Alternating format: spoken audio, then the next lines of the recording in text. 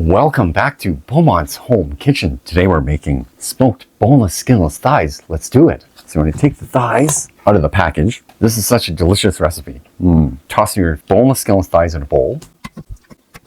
So I have about 8 thighs here. You can do double, whichever amount you want is good. So I got some Korean barbecue marinade. Dump that in there a little bit. Just some honey garlic sauce. Toss some of that in there. Good amount. About a 1/4 cup. Okay, get your hands in there. We're gonna mix this up. Okay, I've decided to do double the amount. More thighs in there. The rest of the marinade. Okay, thighs are all marinating. And you can marinate them for a couple hours or you can marinate them overnight. Overnight is better. So toss these into the fridge. Little saran wrap like that. Toss it on the smoker. Oh yeah, she's smoking good. It's always messy. Toss them in. Get those smoked up for about 45 minutes. Yummy. Toss them on the barbecue. All on the grill.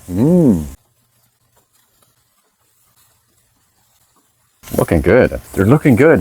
Yummy. Kind of move them around on the grill so they cook evenly. Every grill will have hot and cold spots. So if you want to see them cook, I always take the biggest one, check them, a couple minutes, and we'll take them all off. Let's give our smoked boneless skinless thighs a try. Grab a plate. Looking good. And they're all cooked, so that's good. You want to make sure they're cooked. Oh, you get the smoky flavor. So good. A little sweetness, of course. Oh yeah. Man, the smoky flavor. If you could taste this, so good.